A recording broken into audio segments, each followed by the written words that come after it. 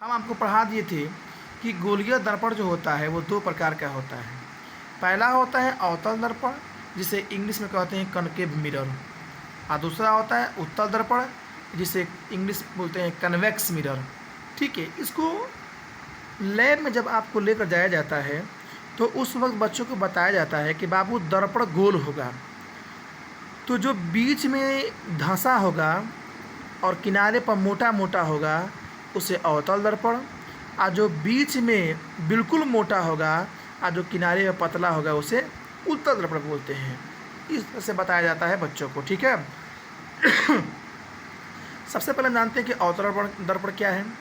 वे गोलीय दर्पण जिनमें उभरे तल पर कलई होती है और दबे हुए भाग से परावर्तन होता है उसे अवतल दर्पण कहते हैं। मतलब यह कोई दर्पण है, ये जो उभरा हुआ भाग है यहाँ पर कलई किया गया, देखिए आप लोग, ये उभरे हुए भाग पर कलई किया गया है, और ये जो अंदर की तरह धंसा हुआ है इसी पर परावर्तन होगा। इस पर क्या होगा? परावर्तन होगा। ठीक है, ये जो कलई किया गया तल है, तो वही कह रहा है कि उभरे हुए भाग पर कलई की जाती है और धंसे हुए भाग से परावर्तन होता है, तो इसे जो कि हम लोग अवतल दर्पण के नाम से जानते हैं या अवतल दर्पण कहते हैं। अब आपका आ गया उत्तल दर्पण। वे गोलीय दर्पण जिनमें दबे हुए भाग पर कलई होती है और बाहरी भाग से परावर्तन होता है उसे उत्तल दर्पण कहते हैं।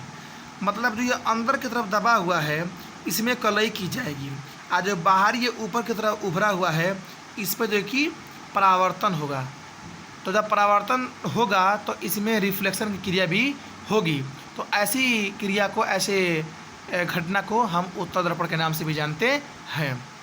अब जो कि कल हम लोग पढ़ेंगे पार्ट 3 में गोलीय दर्पण से संबंधित परिभाषाएं, तो उसमें होगा दर्पण का ध्रुव होगा, वक्रता त्रिज्या होगी, मुख्य फोकस का प्रथम मुख्य फोकस होगा, द्वितीय मुख्य फोकस होगा, फिर फोकस का डिफिनेशन पढ़ेंगे, उसके बाद से फोकस और वक्रता त्रिज्या में संबंध पढ़ेंगे।